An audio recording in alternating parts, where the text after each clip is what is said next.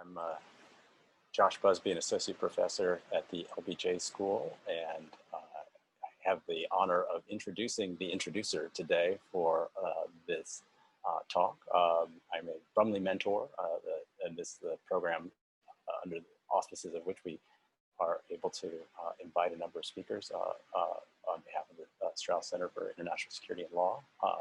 So our introducer today is Nimra Siddiqui, who is a second-year student at the LBJ School. She's completed a degree in history at the Wellesley College and a master's in Middle Eastern Studies from the School of Oriental and African Studies in London. At the LBJ School, she's primarily interested in the relationship between the composition and institutional features of public healthcare systems and health outcomes. And over the summer, she worked with a government contractor on enrollment and eligibility determination processes for Medicaid and Texas's Health and Human Services Commission. And her research for the Brumley Project aims to evaluate community health worker programs in Pakistan and identify the opportunity to develop the workforce and expand healthcare provision in underserved communities. So I'm going to turn it over to Nimra to introduce Dr. Haider. Nimra. Thank you, Dr. Busby. Hi, everyone. My name is Nimra. Thank you for attending today. I have the pleasure of introducing Dr. Erum Haider. She is an assistant professor of political science and environmental studies at the College of Wooster in Ohio. Her doctoral research and book project examined the ability of citizens to use political representatives to lobby for better provision. Her research primarily takes place in Karachi, Pakistan. Dr. Haider received her Ph.D. in government from Georgetown University and is a former USIP Jennings-Randolph Peace Scholar. Her work has been funded by the International Growth Center, LSE, and the American Institute for Pakistan Studies. So without further ado, I have the pleasure of introducing Dr. Haider.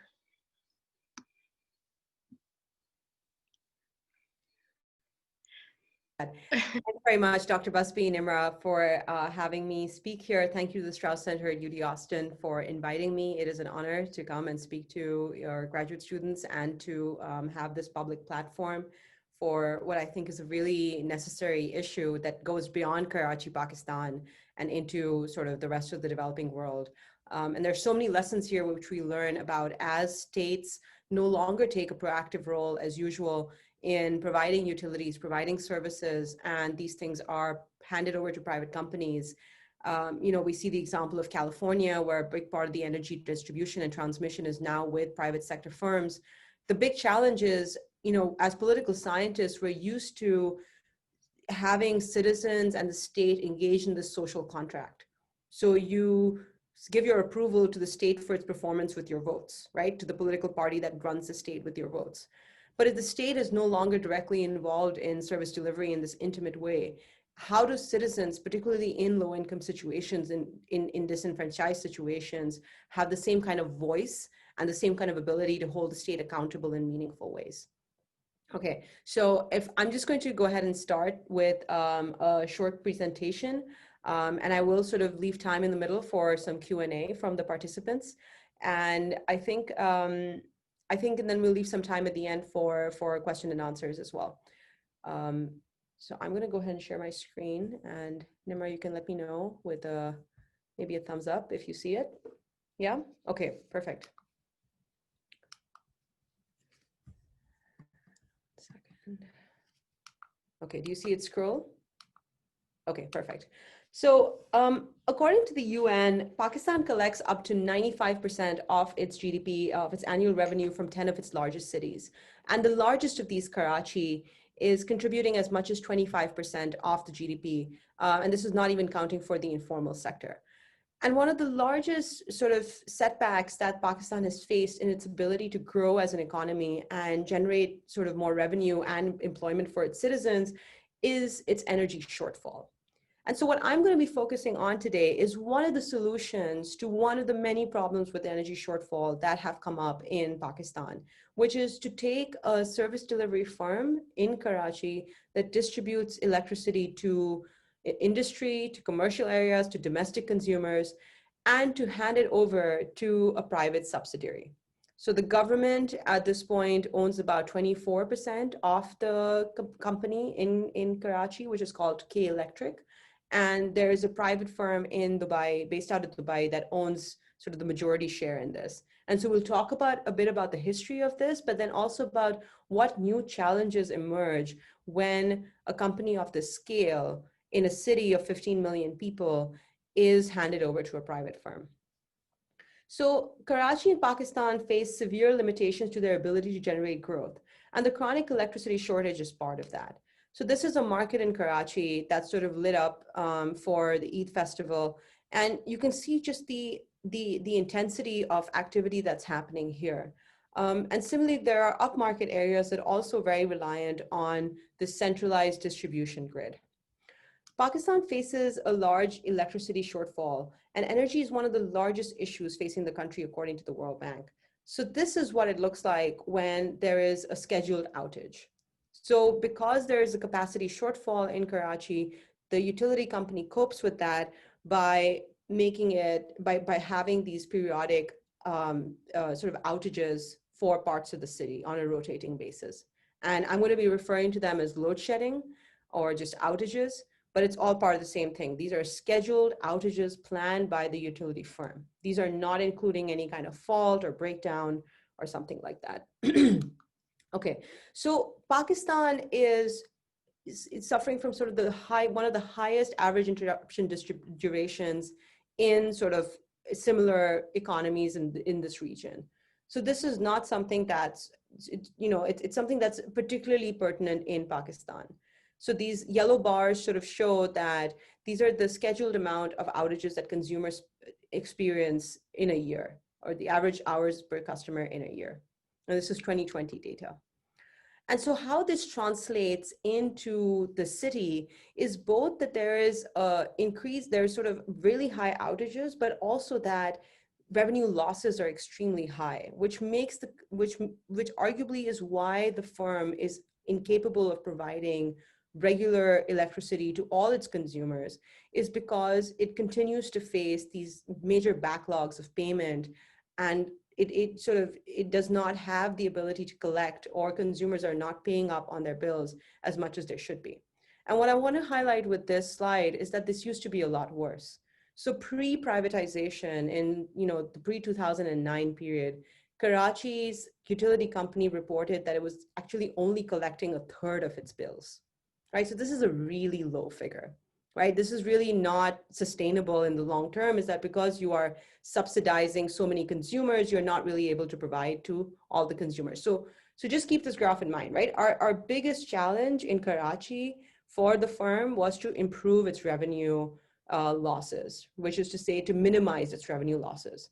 And as you can see, it's done that to some extent. So in 2015, it was down to about 18%.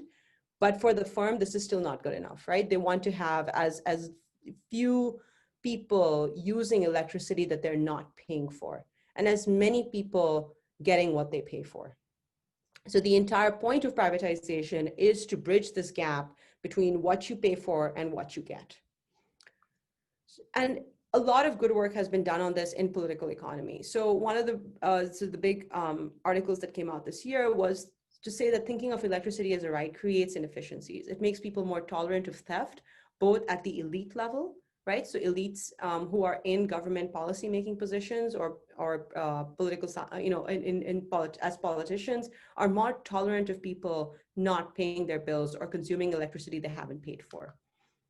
Secondly, that there is, and that subsidizing firms makes them less likely to collect at the max capacity, right? So these are two sort of inefficiencies that are happening because you are thinking about electricity as a right and not as a commodity. And so privatization is offered as a potential solution. And in Karachi, privatization begins in sort of the 2000s with creating a monopoly of distribution in the city.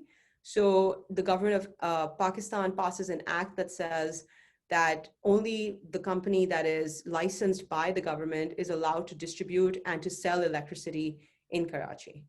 And this is done to make the prospect of investment in the utility firm much more attractive to investors, right? So that's also something sort of worth keeping in mind. And this was formally implemented in 2005. The present company that is the majority shareholder in Karachi buys the company or buys the majority shares in 2009. So that's really the period that I'm interested in studying, the post-2009 period. One of the things that is remarkable about the study of privatization, particularly in the utility firm, is that there isn't a whole lot out there on what happens post-privatization. So what happens to the social contract in particular between citizens and the state? And that's really the subject of my book here, right? I'm interested, without saying anything about whether privatization is good or bad, or whether it should be done or not be done, what do we know about what happens to the social contract between citizens and the state once a utility is privatized? So what I say is that the process of privatization, what I find is that it creates a stratification of service quality. And this is by design, right? All I mean by this is that rich people and industrial consumers who can afford to pay more should be getting a higher quality of electricity, and those who are poorer and can't afford to pay or won't pay their bills should not be prioritized.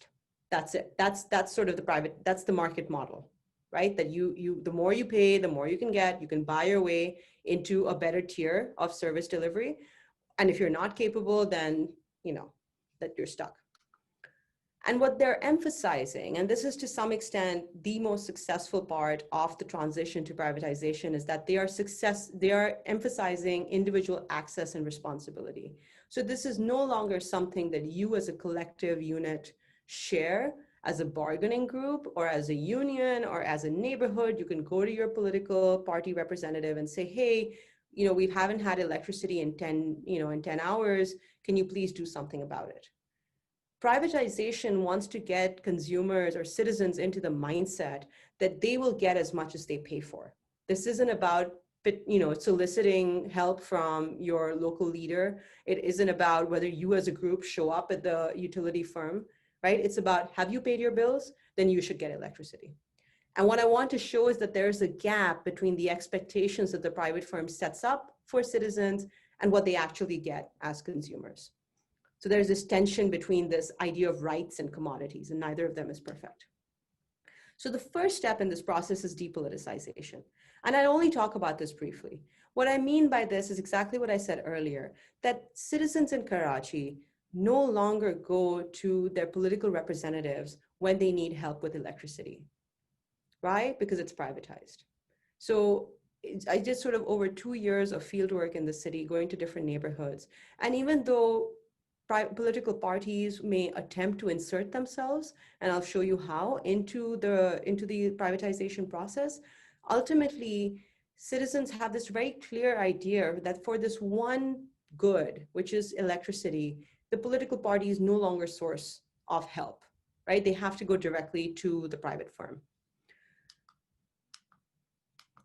The second part of this is from the utility firm side, that they have sorted and mapped the city into good and bad neighborhoods. So in their attempt to prioritize those who are paying and separate them from those who are non-paying, there are two processes that are happening. There is sorting and there is mapping, okay? And what I'm going to claim is that there is imperfect sorting, that even the private firm, with all its incentives of generating revenue and generating profit for itself, cannot perfectly sort between good and bad consumers. Why? Because this is a city of 15 million people, and this is a private firm with a staff of about 3,000 permanent employees, and maybe some more, sort of several thousand more informal or contract employees, right? But it is incredibly hard in densely populated neighborhoods to know who is paying their bills, who is stealing, who is not stealing. And so the private firm is making certain assumptions. It's making certain judgments based on the data it does have, and it's making decisions that affect people collectively and not individually. We can talk about why it does not want to improve that capacity to really target this at an individual level, okay? So citizens find themselves in the particular dilemma of being stuck. So there's a non-trivial number of medium to high income consumers who are paying their bills on time and are, but are living in neighborhoods where others might not be doing so, right? Or there might be theft in that neighborhood. So regardless of which, they are not being evaluated on their individual behavior, but on collective behavior of their neighbors as well. And so the biggest complaints that I hear in Karachi, both through my interviews and through the survey that I did in between 2018 and 19, is that our bills are very high. So we get bills that do not reflect the consumption that we have conducted, and that there is low quality service delivery. So that even though I am paying my bills on time every month, I am still getting 8 hours of load shedding a day or 6 hours of load shedding a day. And it's because I'm in a bad neighborhood, right? And that's not something I can control. Okay, so that creates this collective action problem. The next step, the puzzle then is, how is this okay, right? So intuitively you think, well, if you're getting bills that are too high, and if you're getting outages that you think are unfair, how is this made palatable? How are citizens okay with this? How do you make low quality service delivery possible? What I suggest is that you alter claim making channels. So when I talk about depoliticization, and when I say there's no longer any political interference in your ability to get electricity, it also means that there's no political interference when something goes wrong. So remember the way that politicians can no longer guarantee you electricity? They can also no longer guarantee that the utility company will listen to them if you have a genuine grievance against them.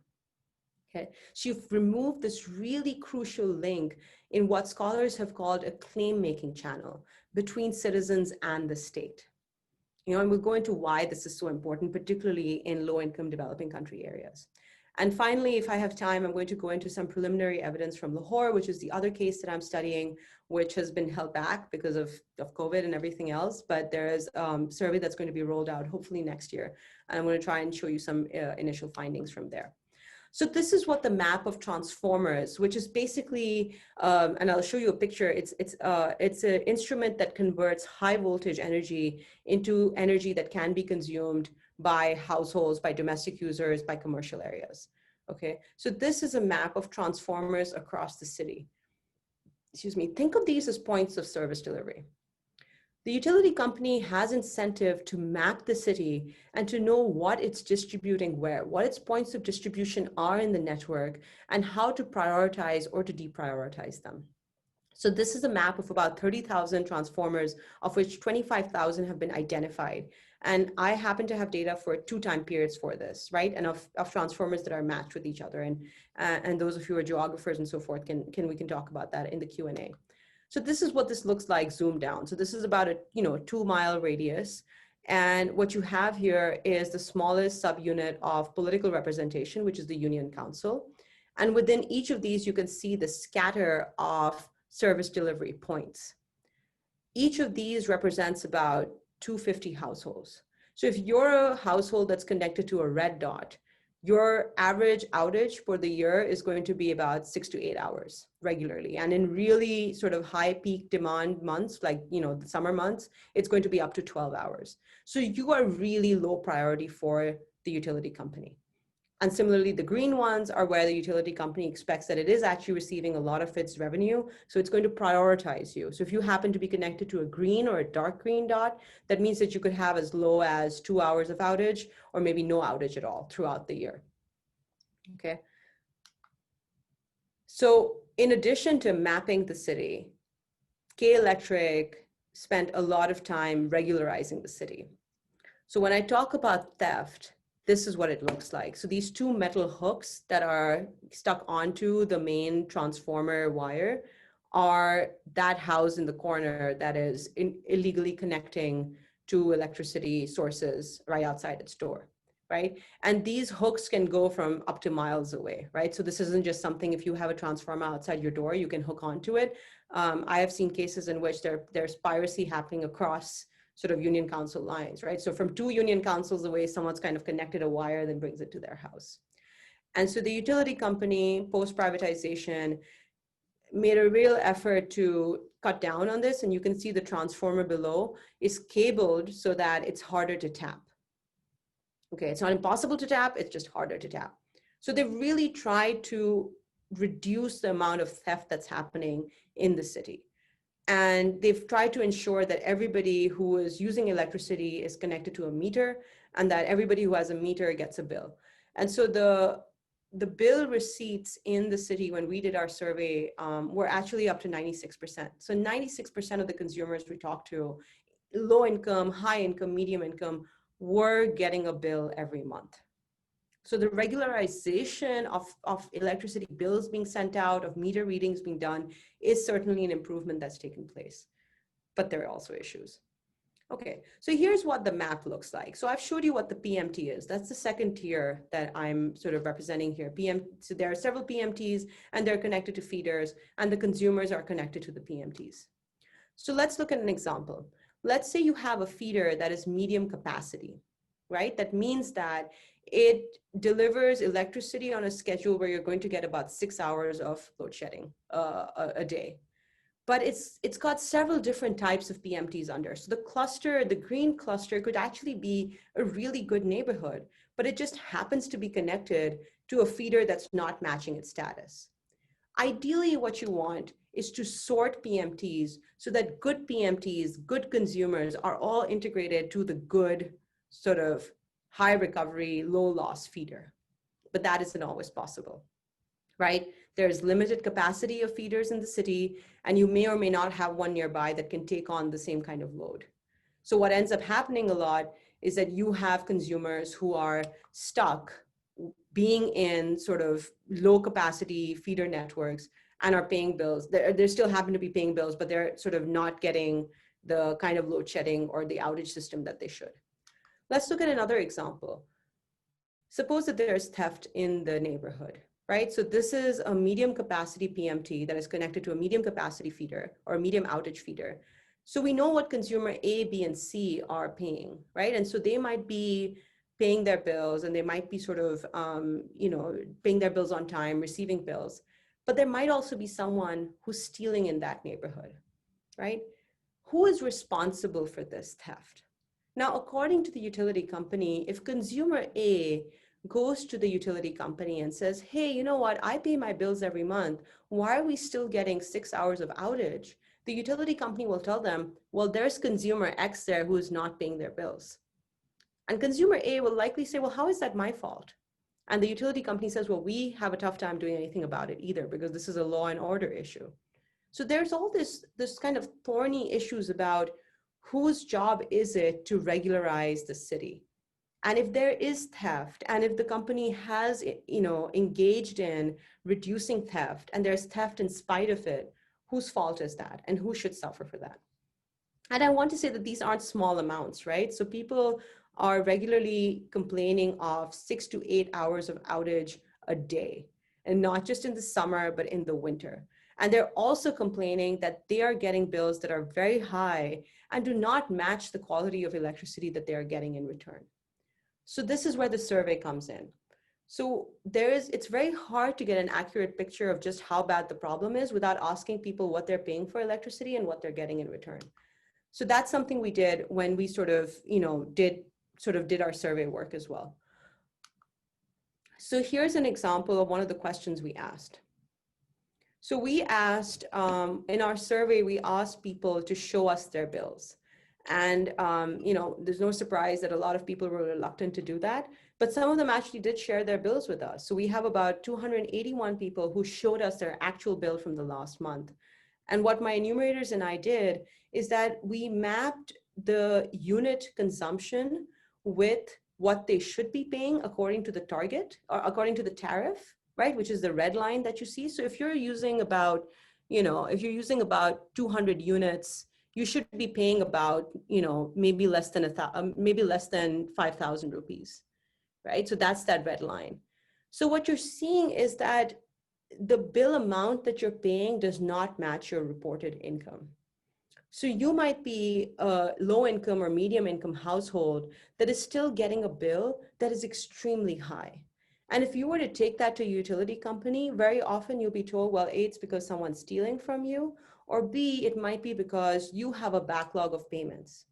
Either way, this is very difficult as a medium income consumer to have to deal with, right? Is to have a reported income of 20,000 rupees and to have a bill that lands up in your house of 10,000 rupees. That's half your monthly income, right?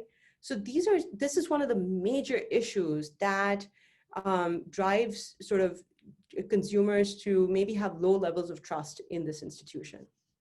So this is one major problem, is the billing issue. The other one is the outage issue. Technically, if we work under the assumption of you get what you pay for, as your income increases, or as your income increases and you're more capable of paying your bills in full, your outage level should go down, right? So you are able to pay your bills on time. You should be in a neighborhood where other people are also paying their bills on time, and therefore your outages should be low. But very often, you may not be living in a neighborhood where your neighbors can pay their bills as well. So there's an incongruence here. Let me show you another example of this. So on the x-axis, again, you have income, and on the y-axis, you have reported outage. And what you see is many people with higher income are getting the same quality of electricity, that is the same number of outage hours a day, as low-income consumers. Which really leads you to the question, well, why should people continue to pay their bills, right? If I get the same as someone who can pay a fraction of what I can pay for electricity, then why am I doing this? Why am I spending part of my monthly salary paying these really high bills? Okay, now I'll leave this on for a second.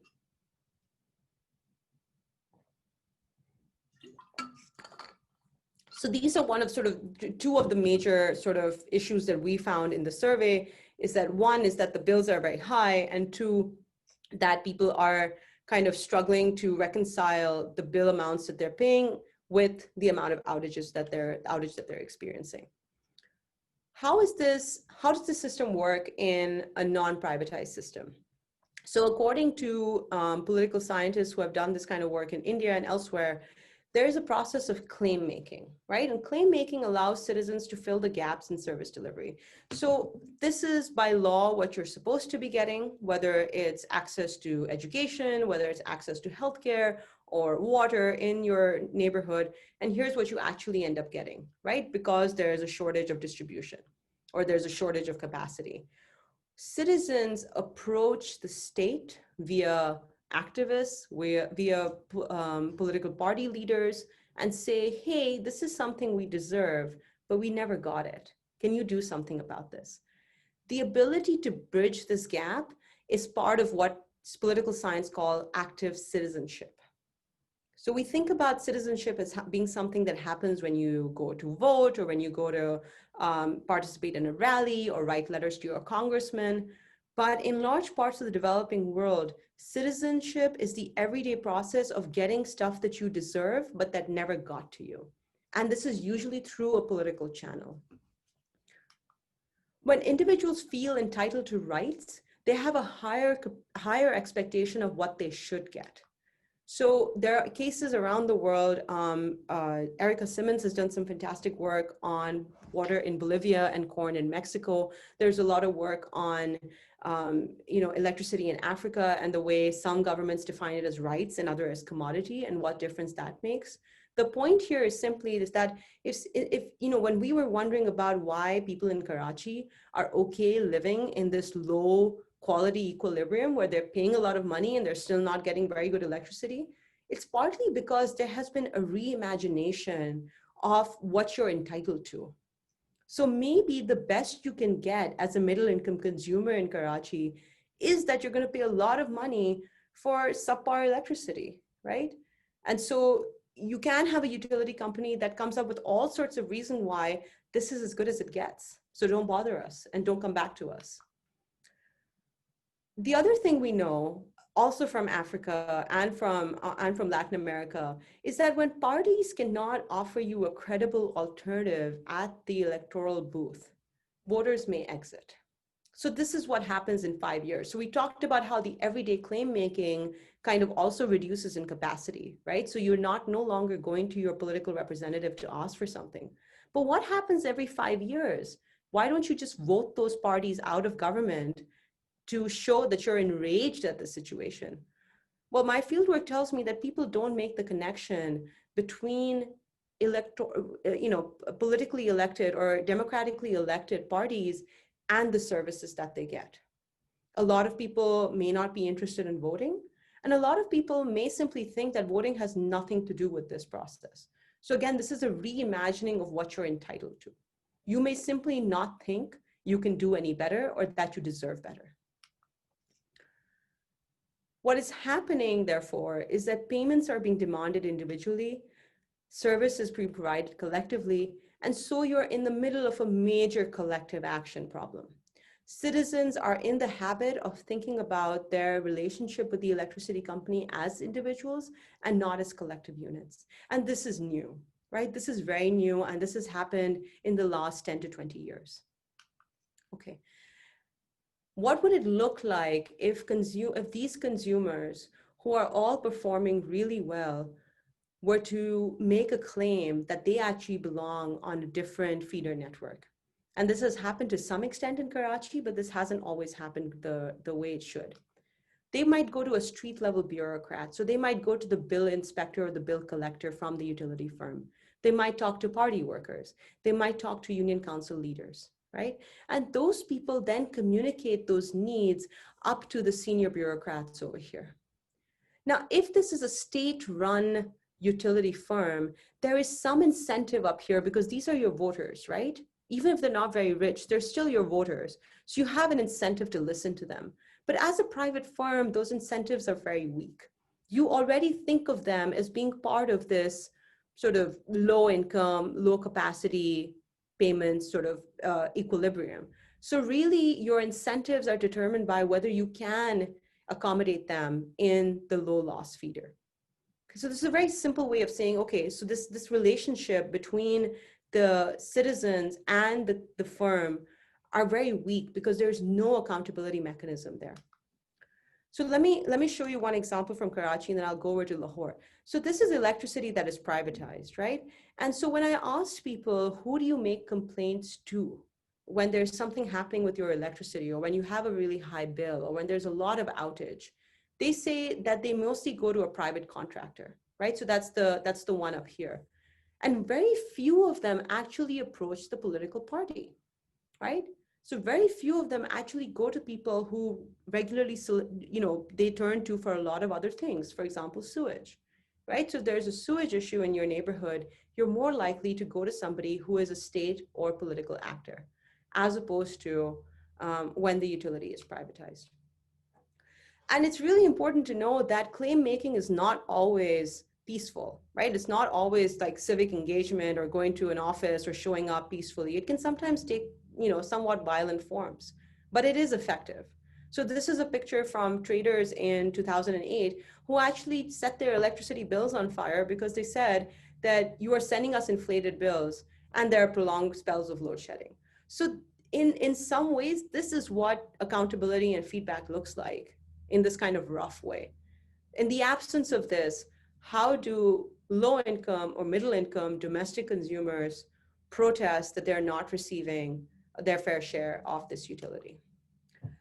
Let's quickly go to another example from Lahore, right? So Lahore is my next case because there is, the utility company over there for electricity is still run by the state. So there are load shedding protests across Punjab in 2012. And this causes the party to be really engaged and involved with how they want to sort of deliver this utility to their constituents and how they want to be seen as responsive, right? So there's intense pressure to improve collections and reduce outage and regularize payment. And local institutions like the utility firm and the political parties are used to induce people to pay their bills. So there have been improvements in Lahore, and much of this has come through political parties playing this active role in getting people to pay their bills as well. However, when things are wrong, the consumers still have some voice, both with the state utility firm, but also with political parties. So this is an employee at the equivalent of K Electric, which is Lesco in Lahore, who says that businesses support us and we get arrears on outstanding dues, but people will steal if things can get expensive, right? So they have this understanding of being embedded in the local neighborhood, and they say, well, people will continue to steal if they don't have the capacity to pay. And an activist tells me that it is our job to make life difficult for political parties. And we have a good relationship with the utility firm because If they play their part, so will we. And this is a lady in a neighborhood that I was studying. She said that we have to break some windows, then things get better. So remember what I said about the violent process of claim making. This is not something that's just going to be peaceful or benign. We have to break some windows, then things get better. We show up at their houses. We've shown up multiple times. Nothing happens if you don't go in a group. So this is a very different understanding from this individual relationship that citizens in Karachi express to this kind of collective imagination that citizens in Lahore, or some citizens in Lahore, are expressing as well. Okay, so this is my interviewee, Ms. Azra in Lahore. This is the neighborhood I was studying. The final thing I'm going to show you before I conclude is that the responsiveness of the political party in Lahore. So if you look at the second graph here, you're going to see a dip in outage in hours. This is just around the general elections. Okay, so the political parties in Punjab, and particularly in Lahore, are pushed enough about electricity that it becomes something that reflects on them during election time, right? And for better or for worse, they make an active effort to reduce the number of outage hours that take place just around election time. Whereas in Karachi, you can see there's really no effect around the elections. Now, this is not all great, right? So by reducing the number of outage, it also means that you're probably, creating a ton of debt. You're not addressing sort of the actual issue that exists. But from the citizens' point of view, there is some responsiveness. There is some urgency from political parties to show that they are doing something. Whereas in a privatized system, which is on your left-hand side in the Karachi column, there just isn't that incentive. So what I find is that when you cost a utility as a commodity, it changes perceptions of who's to blame. And the obvious winners are people who can pay for it. So the large industrial consumers, elite residential consumers, some middle income consumers who happen to be in good neighborhoods, right? So remember, the geography is something that's really important too. And you might have some party elite who also do benefit, if there's a kickback that comes in or if there's some other kind of incentives that come in, they definitely are beneficiaries as well. But who are the losers of the system? It is usually low and very low income consumers and middle income consumers in low income neighborhoods. And I don't think this gets enough attention. This isn't just about poor people who can't pay their bills. This is about middle income people who can pay their bills, but are still stuck in a system that is not adequately discriminating again between good and bad players. So this assumption that privatization can be a silver bullet and overcome a lot of the capacity and information and infrastructure issues that a state firm experiences are just not true. That kind of magic capacity just doesn't exist. And what you're going to have is a lot of middle income consumers spending a lot of their income, right? This is really expensive now. So electricity in Karachi is very expensive, as you could see from my previous graphs, and they're just not getting what they deserve. They're not getting what they pay for. So the unintended consequence is that they're also less capable of making claims on the state and holding it accountable. Okay. So to sum up, privatization does not change fundamental institutional weaknesses, surprise. If you have low capacity to hold politicians accountable, you're not going to have a whole lot of capacity to hold a private firm accountable either. States struggle to provide legal protections to citizens and consumers, right? This is something that doesn't go away simply by selling off parts of the state to private entities. The protection and accountability mechanisms are a very slow process. And we had political scientists tell us this for a very long time. We just need to implement it. And there's a lot of new sort of resurgence of interest in it, of how state capacity is actually super important to protecting vulnerable citizens. And what I ask with my book project is, does the link between street level bureaucrats, parties, and citizens relieve at least some of the pressure from citizens temporarily?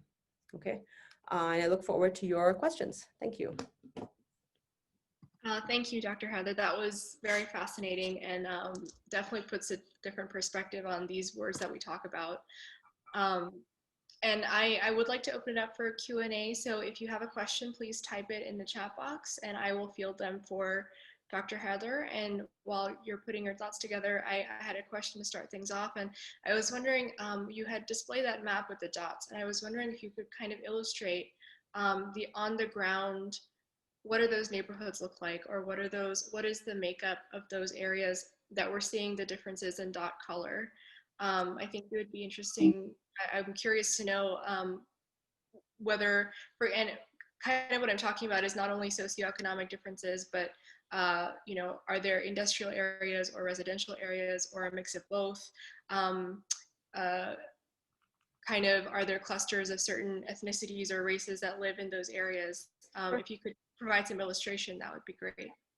So what I found is it's pretty mixed ethnically, right? Which is interesting. Definitely there is a strong correlation between income and the neighborhood that you live in for two reasons, right? On the one hand, you are probably less capable of paying your bills on time if you live in one of these red dot neighborhoods, right? Which are kind of the top right here, right? And these down here, if you can see my cursor move, these are kind of commercial areas over here, right? So this is Karachi South. What's interesting though is this neighborhood, right? So I spend a lot of time here and here and here. Can you see my cursor move? Yes. Yeah. So I spend a lot of time in this neighborhood, which is really a mixed income neighborhood. And what you can see is that there's some which are medium, right? Which means that the utility company expects about 60% recovery from this neighborhood. But then there are some which are high loss, which means that they're really very low.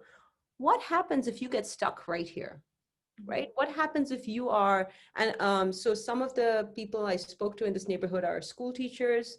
It's a very vibrant community that has a great sort of community center where people get together in the evening. There's a library, there are sports clubs, and there's generally a lot of civic engagement.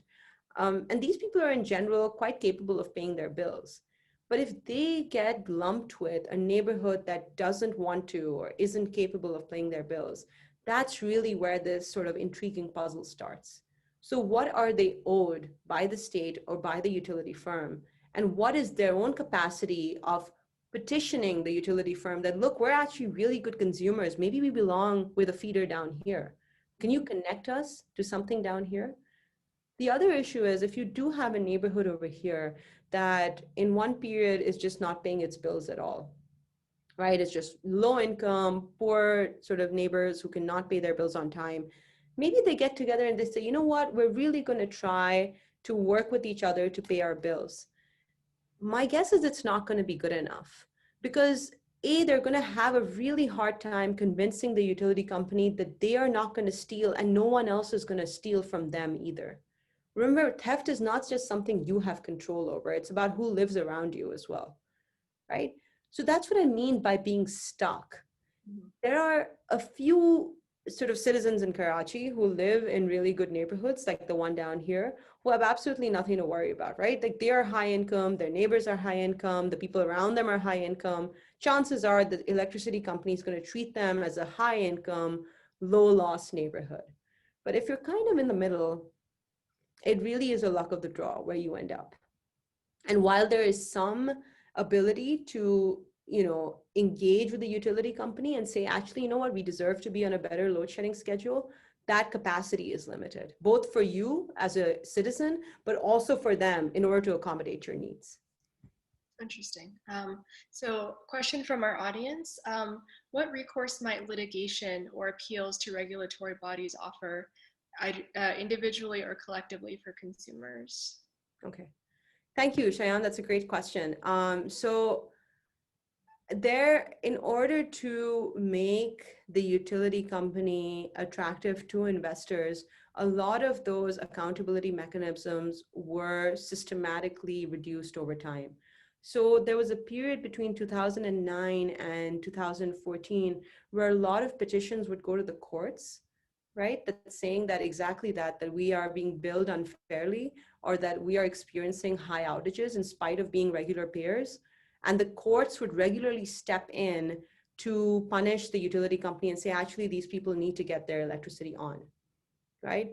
And then the state clamped down on that. It said, no one's going to want to invest in this industry if you guys keep interfering this way, right? So that the courts then no longer were creating that interference. Then the regulatory entity, which is NEPRA, which somebody else has pointed out here, creates an ombudsman office, right? And that's simply an office that you can go to and say, look, here are my bills. Here's what I've been paying for 6 months, and suddenly I'm getting a bill that's twice as high. Why is this? So then the ombudsman gets involved, and over a period of time, over sort of period of 2 years, the ombudsman receives like hundreds of petitions, and then it starts to get NEPRA involved, which is the federal regulator, and it brings K Electric to the table in a town hall and says, well, look at these bills. This was this much in January, and in June they're getting thrice the amount, right? Even if you look at sort of summer schedules, this just doesn't make sense. And then the federal regulator said, well, if you keep punishing the electricity company, the private entity is going to pull out. And so you might look at this as something that's sort of Pakistan specific corruption, but really I think if you're a low income country anywhere in the world, you need to offer outrageous terms to private investors to get them to come in. And sort of what I'm a co-author paper that I'm working on with a colleague is how low capacity states regularly enter investment contracts with international firms where they are on the losing side, either by offering them fixed terms of a return on their investment, or by offering them some kind of outrageous deal. And part of doing that is having to cut the legs off your own regulatory bodies. Awesome. Our next question, I think you might have seen it, but I'll just read it for the rest of the audience. Our next question asks, how effective would you say has NEPRA's, the regulator, role been in all of this? And he suggests that the state should privatize the distribution sector to stop the accumulation of circular debt, which is crippling the energy sector as a whole. No democratically elected government or military government has been able to reduce the losses or increase bill payments. No. I mean, well, I said what I said about NEPRA, right? I mean, if you have a robust system of accountability, it is susceptible to capture. And one of the ways in which states do attract investors is by reducing accountability and regulatory capacity, which seems counterintuitive, but it's a standard sort of procedure. The state could privatize the distribution sector, by which I'm guessing you mean like the discoms across the country. I mean, it did with Karachi, and it really is a matter of opinion whether you think it's working well or not, right? So if you ask someone who is from sort of my background, who lives in a nice neighborhood, who doesn't get any outage, or if you ask other industrialists or other folks, they'd be like, yeah, this is working great. But it's really hard to ignore voices from middle-income consumers, and it's stunting middle-income growth, which I think is a really hard pill to swallow when you are trying to expand the capacity of the country. It's going to be very difficult to subject middle-income groups to very high bills if they're not getting adequate, service delivery in return. So it's definitely sort of a thorny issue. I don't know if one way or another is going to help at all. Great. Our next question, I hope I'm interpreting this question correctly, but please clarify, Patrick, if needed. He suggests first, suppose you dramatically increase the supply of electricity generated and transmitted by public means versus private means. What does that have to do with consumption and the cost seen by the various consumers? And he is thinking about the idea of thorium reactors in India, for example. Well, I definitely think if they switch to non-fossil fuel forms of generation, we could see a dramatic shift, right? So none of this is necessary if you don't rely on expensive fuel-driven electricity, which is what Karachi is almost entirely dependent on, and what the rest of the country is also getting increasingly sort of entirely dependent on, away from hydel and to fossil fuel consumption.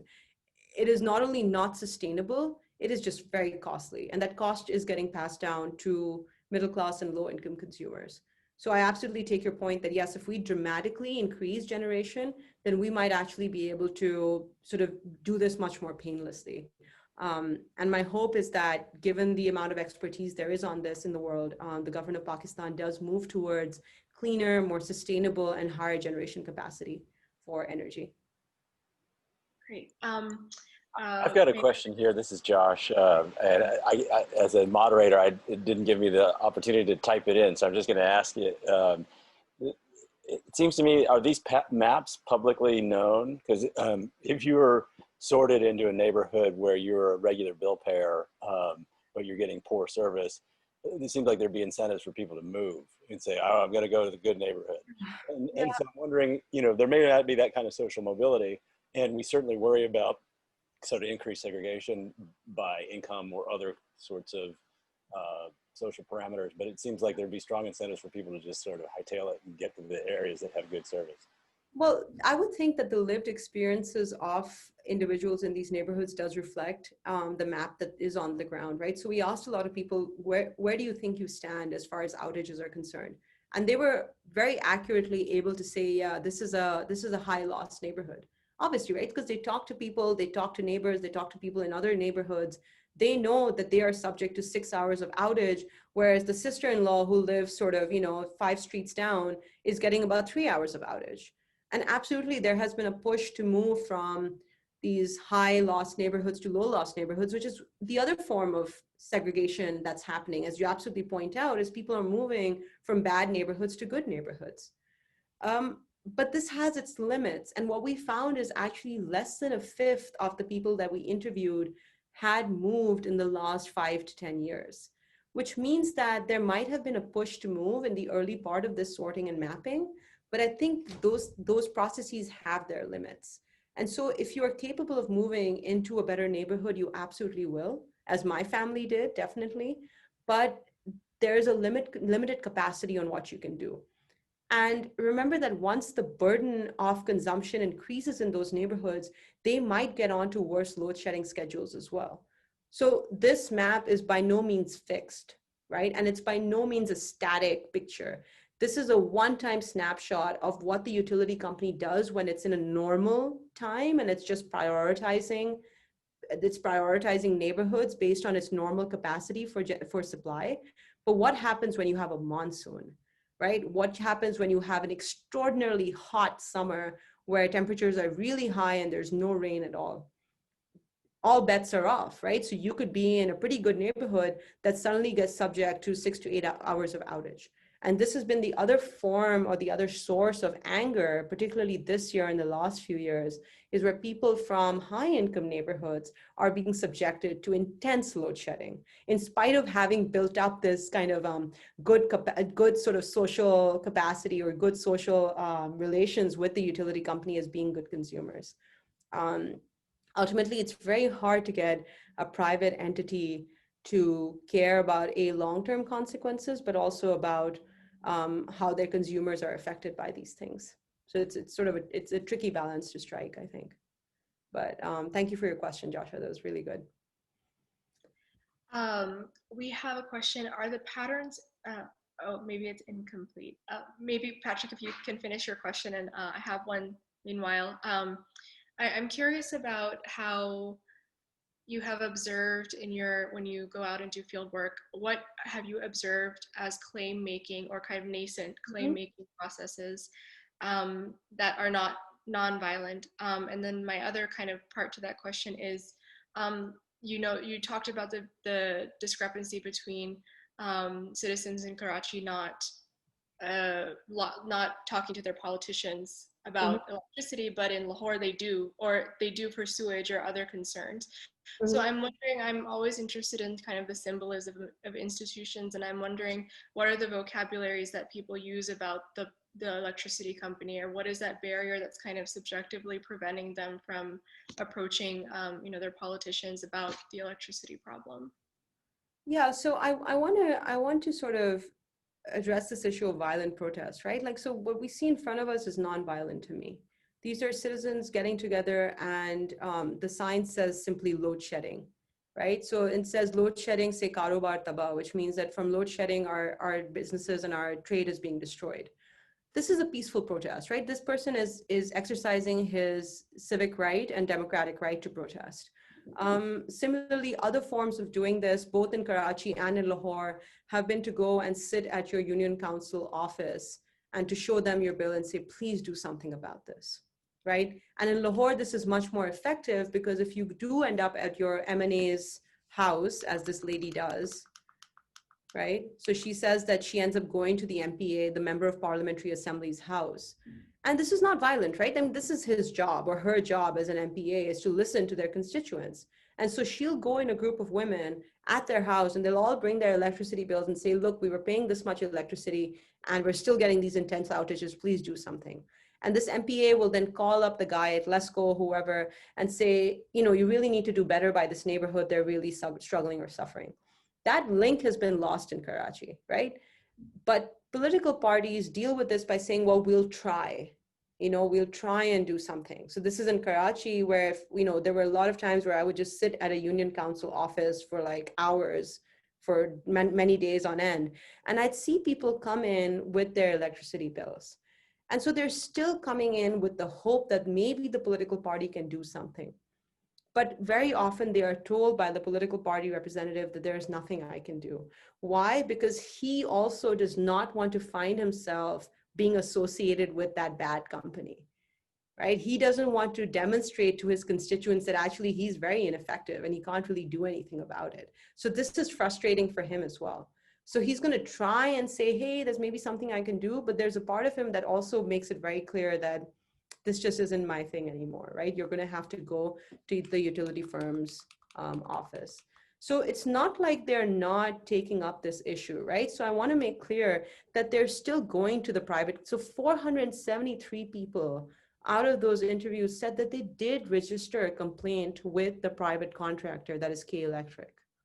So these are still very active people. It's just that their grievances are going to a channel that's not particularly responsive.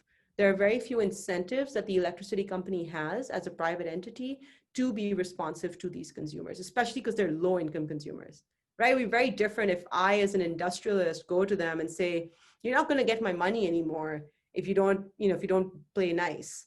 These are low-income consumers going as a group. The utility company's like, meh, whatever, Sure, yeah, thank you. And then Patrick's question is, are the patterns in the relationship between consumers and providers essentially the same for other utilities like water?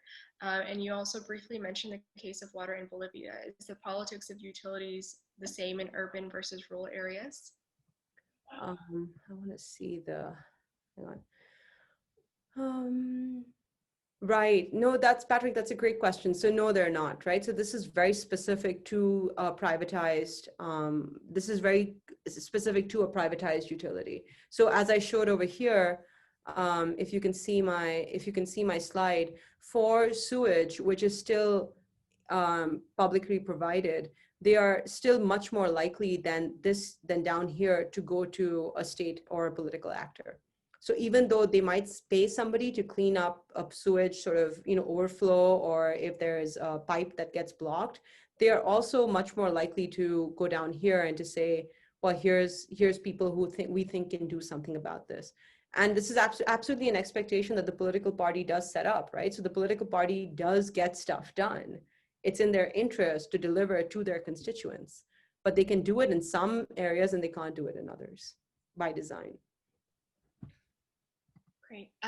Another question or comment, Dr. Haider might want to take a look, or she might have already, at the recent experience of New Delhi, where privatized discoms who delivered a similarly higher price service was countered by the rise of a new political party, which promised to subsidize the bills up to a level of consumption that covered most poor people. So this was a political response to a privatization move that reduced citizen claim making possibilities. Right. Has there been a similar political response in Karachi? No, not really. And I think India is really a model to look to, not just for New Delhi, but also to Mumbai, where there's a two-tier system, right? So you have some people who are receiving the privatized electricity, which is through Tata or, Reliance, I think is now the main stakeholder. But there is also government electricity, which low-income neighborhoods can sort of avail in Mumbai. And really, I think that's sort of the future, right? Is that why should one electricity provider be providing to a city of 15 million people? It is so much easier now to have smaller distribution networks and grids within neighborhoods, within districts, and it really will put utility companies in direct contact with their consumers, as opposed to it being this wide network where you can really afford to ignore some consumers and only provide to some others. I like the example of New Delhi. It's certainly something I have looked at and I want to look at a little more. And the role of the political party there is specifically one that's extremely interesting. Great, and I think we might close out with the final question. I recently learned about Nepal's method of eliminating load shedding, which was partly done by ending 24-hour dedicated feeds to big businesses, among many other things. I understand that the countries don't share all the same reasons for load shedding, but do you see a future where strengthened domestic institutions and/or public pressure in India could lead to better electricity service overall? Yeah, definitely. And I think India's institutions are one thing to look to when it comes to whether if the state does improve its capacity and there is pressure from political parties and citizens, does this make the utility companies perform better? So I'm not saying that privatization isn't going to work, right? And it has worked in many instances, but it has to come with good regulatory mechanisms. And because India has had a longer history of establishing those regulatory mechanisms, not just at the state level, right? So I'm not talking about the regulator. I'm talking about small r regulation, which is this process of citizens voicing concerns through political channels to the state. That's a really important regulatory mechanism that is missing in a country like Pakistan, where there has been a democracy problem and there has been low democratic capacity. So I think looking to other countries and really looking at how democracy and representative institutions can improve economic institutions is super important. I think India is certainly a sort of design or a model that we can study closely to see how that sort of success or failure could reflect on Pakistan as well. But thank you for your questions. Great. Well, I hope everyone has, I've certainly benefited from this. I think there are so many dimensions and new perspectives to take on the idea of privatization, as you say. And I want to thank you for your time. I want to thank the audience for their time, for joining us. And Dr. Haider, again, really enjoyed your presence and hope to see you again at UT. Thank you very much, Indra. Take care. Thank you, everybody. Bye. Take care.